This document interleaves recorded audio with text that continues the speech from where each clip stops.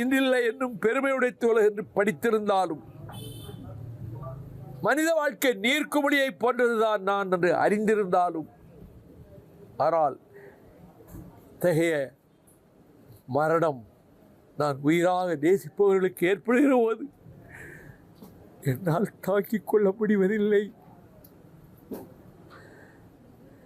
இன்னும் பல ஆண்டுகள் வாழ வேண்டிய அந்த வீராதி வீரன், லட்சியவாதி, பொது உடைமை கொள்கையினுடைய சித்தாந்தத்தினுடைய பேச ஆரம்பித்தால் சில வேளைகளில் அப்படியே கடகடகடாவென உருண்டோடும் வண்டியினுடைய குரலைப் போல சொற்கள் தாவி தாவி தாவி இடும்பையன் நாவிலிருந்து வரும். இலக்கியமாகட்டும், சரித்திரமாகட்டும், பொது உடைமை கட்சியின் சித்தாந்தமாகட்டும், அதை எடுத்து வைத்து பேசுகிற எனக்கு ஏதாவது மனச்சங்கடம் ஏற்பட்டால் இடும்பையனிடம் பேசுவேன்.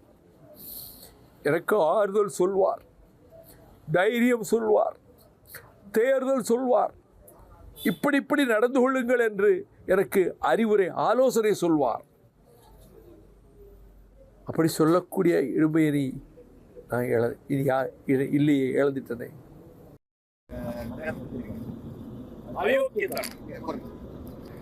திருவள்ளுவர் சிலைக்கு காவி உடையை அணிவித்த அர்லேக்கர் செய்தது படு அயோக்கியத்தனம்.